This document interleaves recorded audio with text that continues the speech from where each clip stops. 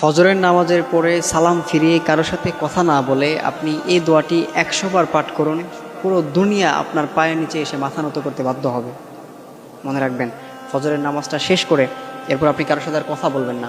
সালামটা ফিরিয়েই কারোর সাথে আপনি কথা না বলে এই দোয়াটা আগে ১০০ বার পাঠ করবেন।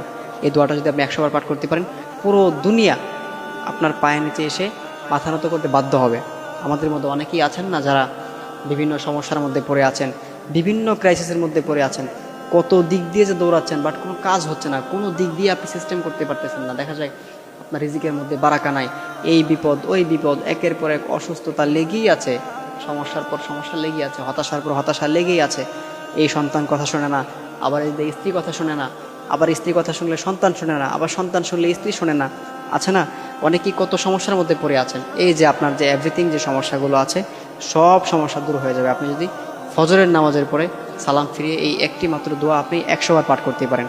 সেই দোয়াটি হচ্ছে সুবহানাল্লাহি ওয়া বিহামদিহি সুবহানাল্লাহিল আযীম, সুবহানাল্লাহি ওয়া বিহামদিহি সুবহানাল্লাহিল আযীম। আপনি এই দোয়াটা ১০০ বার পাঠ করবেন। আমরা ফজরের যে ফরজ নামাজটা পড়ি, এই ফরজ নামাজটা শেষ করে আপনি যখন সালাম ফিরাবেন, সালাম ফিরানোর পরপরই আপনি আগে হাতে গুনে গুনে এই দোয়াটা ১০০ বার পাঠ করে নেবেন। এই দোয়াটা ১০০ বার যদি আপনি পাঠ করতে পারেন, এটা যদি আপনি কন্টিনিউ করতে পারেন, ইনশাআল্লাহু তাআলা আমি আপনাকে চ্যালেঞ্জ করে বলতে পারি, পুরো পৃথিবী আপনার পায়ের নিচে এসে মাথা নত করতে বাধ্য হবে। দেখবেন যে এরপর থেকে আপনি আর কোনো বিপদে পড়বেন না। আল্লাহ আপনাকে সকল বিপদ আপদ থেকে রক্ষা করবেন, আল্লাহ আপনাকে সকল বিপদ আপদ থেকে হেফাজত করবেন।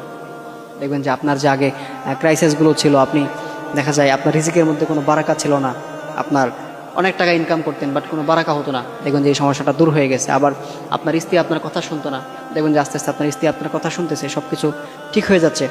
আবার দেখা যায় যে আপনার সন্তানগুলো আপনার কথা শুনতো না, দেখবেন যে তারাও আপনার কথা শুনতেছে। আবার দেখবেন যে আপনি যেখানে জব করতেন বা আপনি যেটাই করতেন, আপনাকে কেউ পাত্তা দিত না, তেমন একটা আপনাকে গুরুত্ব দিত না, কিন্তু দেখবেন যে সবাই আপনাকে আস্তে আস্তে রেসপেক্ট করা শুরু করবে, সবাই আপনাকে আস্তে আস্তে সম্মান করা শুরু করবে। দেখবেন যে আপনার সমাজের মধ্যে আস্তে আস্তে দাম অনেক বেড়ে গেছে, এটা আপনি কল্পনা করতে পারবেন না। এই জন্য আমরা অবশ্যই ফজরের নামাজটা শেষ করে সালাম ফিরিয়ে আমরা এই আমলটা করব, এই দোয়াটা ১০০ বার পাঠ করবো ইনশাআল্লাহ তাআলা। সুবহানাল্লাহি ওয়া বিহামদিহি সুবহানাল্লাহিল আযীম, এই দোয়াটা আমরা ১০০ বার পাঠ করবো। এটা যদি আমরা পাঠ করতে পারি, পুরো দুনিয়া আপনার পায়ের নিচে এসে মাথা নত করবে ইনশাআল্লাহ তাআলা।